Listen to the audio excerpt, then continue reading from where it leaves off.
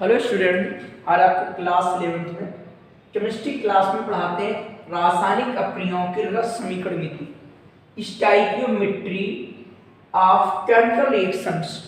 ये आपका most important topic है और आपको बहुत ही काम आता है। ठीक, तो देखिए कि जो स्टाइकियोमेट्री,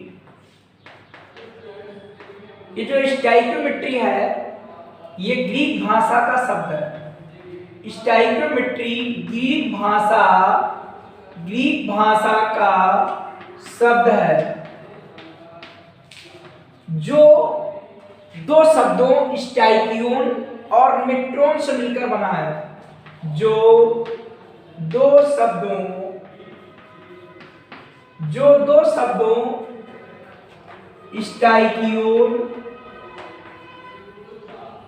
स्टाइकियोन व मेट्रोन से मिलकर बना है। मेट्रोन से मिलकर बना है जिसका अर्थ होता है क्रमशः तत्व और मापन। तो रस समीकरण में क्या होता है, इसके द्वारा तत्व का मापन किया जाता है। ठीक, स्टाइकियोन व मेट्रोन से मिलकर बना है जिनका अर्थ क्रमशः तत्व व मापन है। अर्थात रस समीकरण में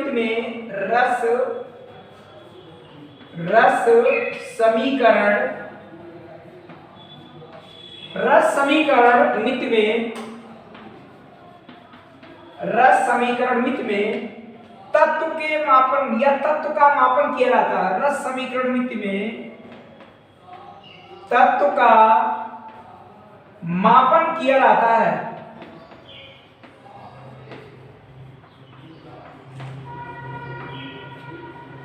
तो ध्यान रखिएगा, ये तो आपके नॉलेज के लिए हो गया कि स्टाइकियोमेट्री ग्रीक भाषा के दो शब्द, यह ग्रीक भाषा का शब्द है जो दो शब्दों स्टाइकियोन व मेट्रोन से मिलकर बना है जिनका अर्थ क्रमशः तत्व व मापन है। अर्थात रस समीकरण में तत्व का मापन किया जाता है। ठीक, अब इसकी परिभाषा आएगी। आप लिख सकते हो कि रस समीकरण होता क्या है कि किसी रासायनिक अपक्रिया में अभिकारकों और उत्पादों, भाई कोई क्रिया उसमें अभिकारक होगा उत्पाद होगा। किसी रासायनिक अपक्रिया में अभिकारकों व उत्पादों के मध्य जो मात्रात्मक संबंध होता है उसे बोलते हैं अपक्रिया का रस समीकरण विधि। यहां पर लैंग्वेज क्या लिखेंगे कि किसी रासायनिक अपक्रिया में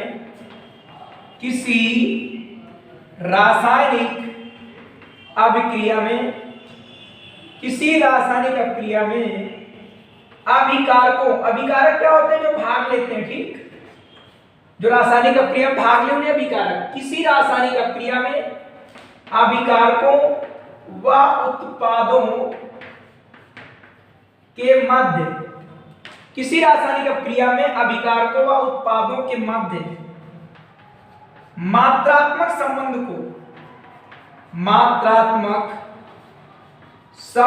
को अपक्रिया का रस समीकरण कहते हैं। अपक्रिया का रस समीकरण मिति कहते हैं।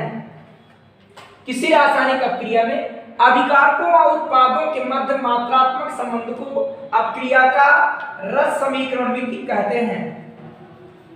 तो बहुत ही सरल परिभाषा, आसानी से याद हो जाएगी। ठीक, कि कोई रासायनिक अपक्रिया होगी तो इधर अभिकारक होंगे उत्पाद होंगे, इनमें जो संबंध होगा, जो रिलेशन होगा, मात्रात्मक जो रिलेशन होगा उसे ही बोलते हैं अपक्रिया का रस समीकरण मिति।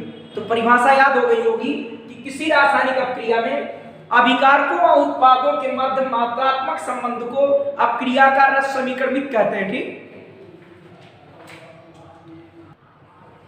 देखिए उसी के नीचे क्या लिखेंगे कि इन संबंधों को, जो अभिकारकों व उत्पादों में मात्रात्मक संबंध होता है, तो इन संबंधों को मोलों, अणु, परमाणु, आयतन अथवा द्रव्यमान के रूप में व्यक्त किया जा सकता है। जैसे संबंध देख लो कि C+O2 बराबर बनेगा CO2। कार्बन का परमाणु क्रमांक 6 ऊपर होता 12, तो ये लिखेंगे 12। ऑक्सीजन होता 8, परमाणु क्रमांक ऊपर 16, तो 16 दूनी 32। ऐसे कार्बन आएगा 12 और 16 दूनी 32 हो गया 44 ग्राम। तो बता इसमें रस समीकरण क्या बना कि 12 ग्राम कार्बन के दहन से कितने ग्राम 44 ग्राम CO2 प्राप्त होती है और 6 ग्राम से कितना मिलेगा 22। इसी 24 कर दो तो हो जाएगा 88।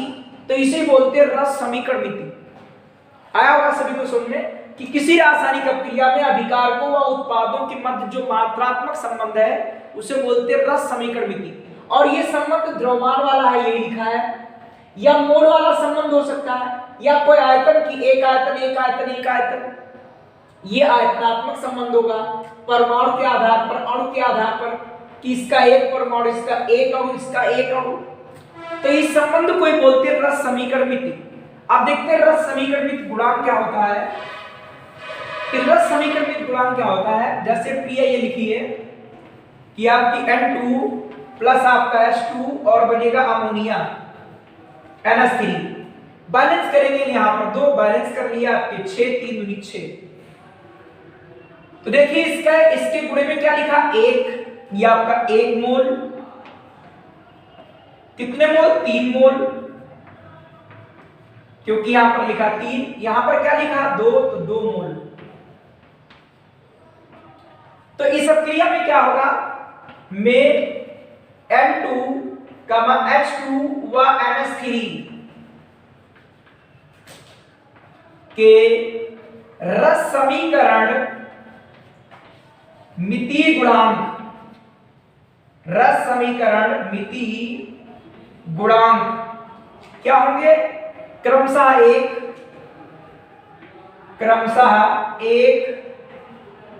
3 व 2 हैं। इस अभिक्रिया में N2, H2 व NH3 के रस समीकरण मिति गुणांक क्रमशः 1, 3 व 2 हैं। तो इसकी परिभाषा क्या होगी कि किसी संतुलित रासायनिक समीकरण में अभिकारकों व उत्पादों के मोलों की संख्या को रस समीकरण में गुणांक कहते हैं। ठीक, तो यहां परिभाषा क्या लिखेंगे कि किसी रासायनिक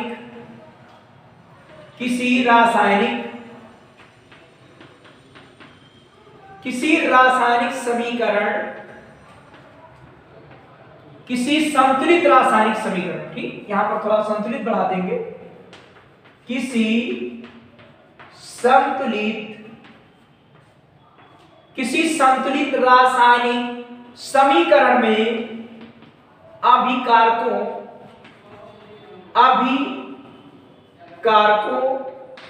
व उत्पादों के मोलों की संख्या को, किसी संतुलित रासायनिक समीकरण में, रासायनिक समीकरण है, किसी संतुलित रासायनिक समीकरण में अभिकारकों व उत्पादों के मोलों की संख्या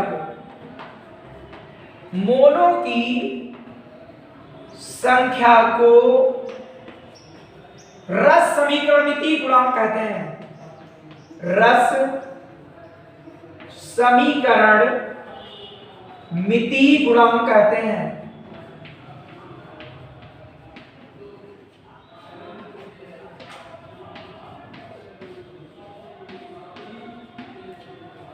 कि किसी संतुलित रासायनिक समीकरण में अभिकारकों और उत्पादों के मोलों की संख्या को क्या कहते हैं रस समीकरण मिति गुणांक कहते हैं। ठीक, जैसे ये समीकरण लिखिए N2 + 3H2 2NH3 में N2 का H2 व NH3 के रस समीकरण मिति गुणांक क्रमशः क्या है 1, 3 व 2 है।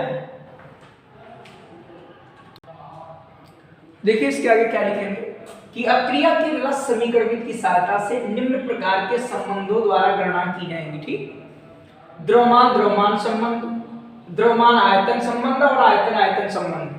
कि द्रव्यमान द्रव्यमान संबंध में क्या होगा, जैसे अभिकारक या उत्पाद, किसी एक अभिकारक या उत्पाद का द्रव्यमान दिया होगा, दूसरे का निकाल लेंगे। ठीक, द्रव्यमान आयतन में क्या होगा, इसके बारे में लिखना नहीं, समझना है सिर्फ, इन पर फिर न्यूमेरिकल कराएंगे। द्रव्यमान आयतन का मतलब क्या है, किसी भी अभिकारक का द्रव्यमान या आयतन दिया होगा और दूसरे का अभिकारक हो या उत्पाद कोई भी हो, उसका द्रव्यमान या आयतन निकाल लेंगे। द्रव्यमान दिया होगा तो आयतन निकल आएगा, आयतन दिया होगा द्रव्यमान निकल आएगा। ठीक, यह आयतन आयतन संबंध है कि इधर आपका आयतन इधर आपका आयतन, या अभिकारक उत्पाद का किसी का एक का आयतन दिया होगा तो दूसरे का आयतन इसकी सहायता से निकल आएगा, चाहे वो अभिकारक हो और चाहे वो उत्पाद हो। तो देखते हैं, इस पर आधारित आपके न्यूमेरिकल कराते हैं। ठीक, देखते हैं आप इसका पहला न्यूमेरिकल। ठीक, 32 ग्राम मेथेन के दहन से प्राप्त जल के द्रव्यमान की गणना करो। तो मेथेन का सूत्र क्या होता है, CH4, इसको वायु में जलाएंगे, क्या बनेगा, CO2 और बनेगा आपका H2O। एक C है तो बनेगा CO2 और आपका 4H है तो यहां पर लगेगा 2H2O। एक C है तो बनेगा CO2 और 4H है आपका बनेगा 2H2O। ठीक, एक C तो आपका एक CO2 बनेगा, 4H है तो आपका बनेगा 2H2O। देखिए इसमें क्या बनाते हैं, रस समीकरण लिखिए।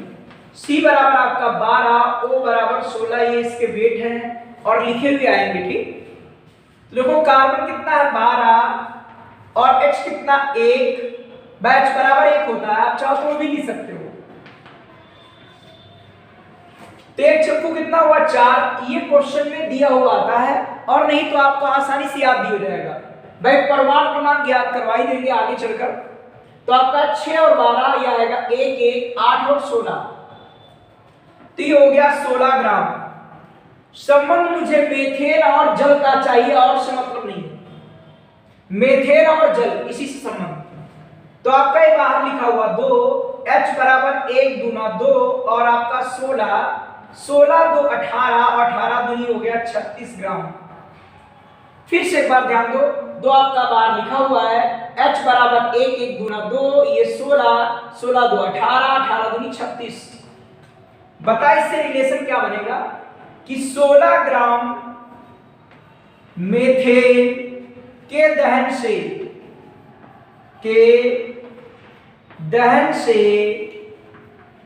प्राप्त जल का द्रव्यमान, प्राप्त जल का द्रव्यमान बराबर 36 ग्राम। चूंकि 16 ग्राम CH4 के दहन से प्राप्त जल का द्रव्यमान 36 ग्राम, इसलिए मेथेन हमारे पास है कितनी, मेथेन पूछ रहा है 32 ग्राम। तो यहां लिखेंगे 32 ग्राम CH4 के दहन से प्राप्त जल का द्रव्यमान आएगा 36, गुणे में आएगा 32, अपान में आ जाएगा आपका 16, 16 दूनी 32 हो गया 72 ग्राम। इसी से समझ सकते थे कि 16 से 36 तो दूना कर देंगे, 32 से क्या आएगा 72, तो यही आपका हो गया आंसर। इसे ही बोलते हैं रस समीकरण नीति, कि अभिकारकों और उत्पादों में जो मात्रात्मक संबंध हुआ उसे ही कहते हैं स्टोइकियोमेट्री। ध्यान रखना कि क्रिया, ये पहले तो क्रिया लिखनी है, फिर आपको इस निकालना है कि किसमें किसमें संबंध। आपका मेथेन और जल में संबंध चाहिए, और से आपको मतलब नहीं रहा है। ठीक, वो बैलेंस कर लेंगे, उसकी टेंशन नहीं लेना। C तो आपका बैलेंस है, H भी बैलेंस है, वो आपका 2 और 2 4, तो यहां पर 2 लगाना पड़ेगा। ठीक, तो इनसे आपका मतलब ही नहीं रहा, संबंध सिर्फ इससे निकालना। ठीक, लेकिन बैलेंस तो करेंगे, वो छूट गया था हमारा, ये बैलेंस कर लेंगे। ठीक, और उसके बाद आप ये रिलेशन निकाल लेंगे। देखते हैं इसके बाद दूसरा क्वेश्चन। देखिए अब क्वेश्चन नंबर आपका 2 कि 12.35 ग्राम कॉपर कार्बोनेट को गर्म करने पर प्राप्त कॉपर ऑक्साइड का द्रव्यमान कितना होगा। ठीक, तो पहले तो इसके लिए समीकरण भी लिखनी पड़ेगी। यह आपका कॉपर कार्बोनेट है, इसको गर्म किया गया तो बना कॉपर ऑक्साइड, और यहां से CO2 गैस आपकी निकल जाएगी। ठीक, तो संबंध निकाला किसमें, कॉपर कार्बोनेट और CO। कॉपर Cu बराबर आपका दिया है 63.5 और कार्बन कितना है 12, O बराबर आपका कितना है 16, तो 16 दिया कितना होता है 48। भाई आपका Cu बराबर दिया है, कार्बन आपका 12 और O बराबर होता है 16। ये C बराबर आपका क्या है 12, इसके आगे लिख सकते हो, और O बराबर आपका दिया है 16, क्योंकि ये 6 और 12 होता है 8 16 होता है, ठीक।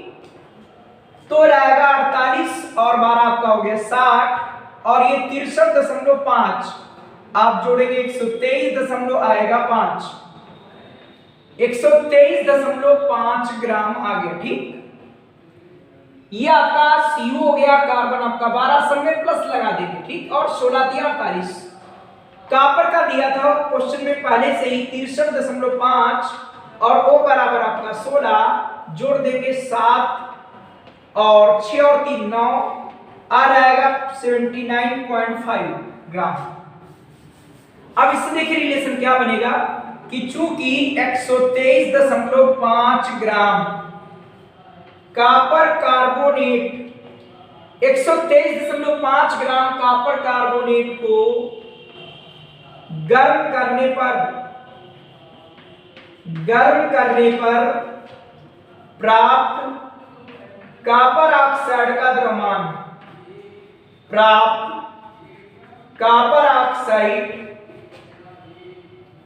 बराबर कितना 79.5 ग्राम। 123.5 ग्राम कॉपर कार्बोनेट को गर्म करने पर प्राप्त कॉपर ऑक्साइड बराबर कितना, इतने ग्राम।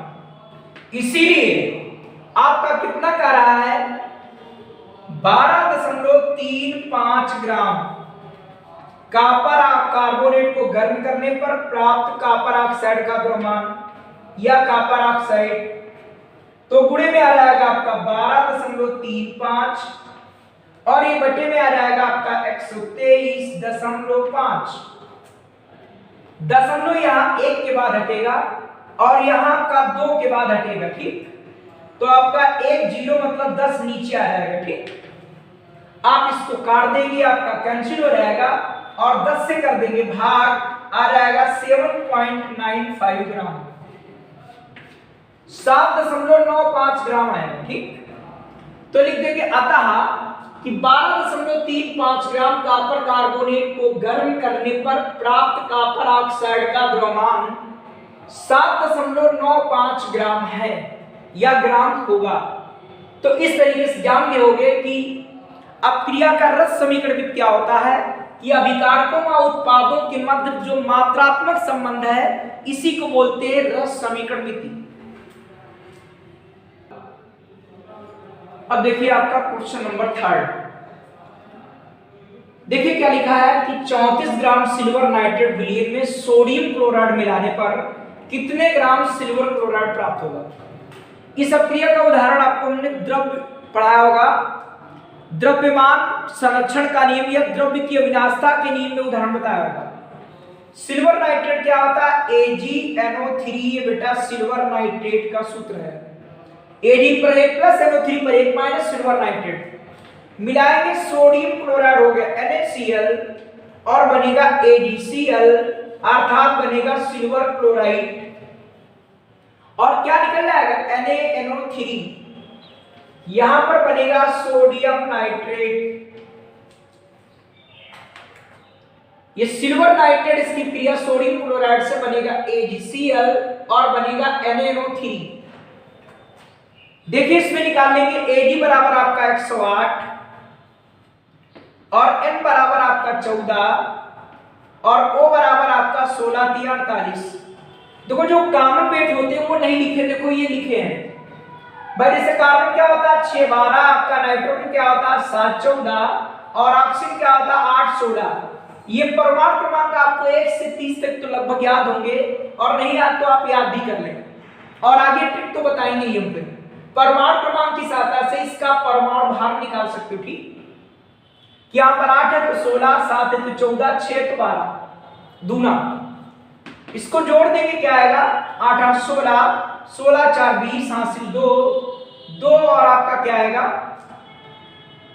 5 और 2 7 और आपका 170 ग्राम आ गया, ठीक। ये सिल्वर नाइट्रेट और सिल्वर क्लोराइड का रिलेशन निकालना है बस, और मतलब नहीं रहा, इसी से रिलेशन निकालना है।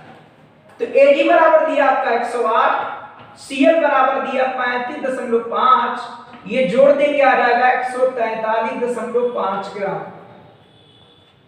अब देखिए इससे रिलेशन क्या बनता है कि चूंकि 170 ग्राम सिल्वर नाइट्रेट मतलब AgNO3 से प्राप्त सिल्वर क्लोराइड का द्रव्यमान, चूंकि 170 ग्राम सिल्वर नाइट्रेट से प्राप्त सिल्वर क्लोराइड का द्रव्यमान कितना होगा 143.5 ग्राम,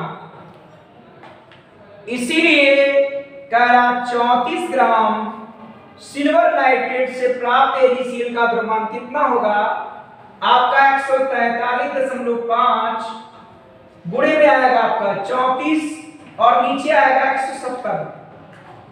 तो देखते हैं ये 5 से कट जाएगा, 34 + 170 भाई 5 को 20, 5 के 15 तो 17, 5 से इसको काट दीजिए, 5 दूनी 10, 5 आपका आएगा 40, बचेगा 3 और 5 सते 35, 28.7 ग्राम।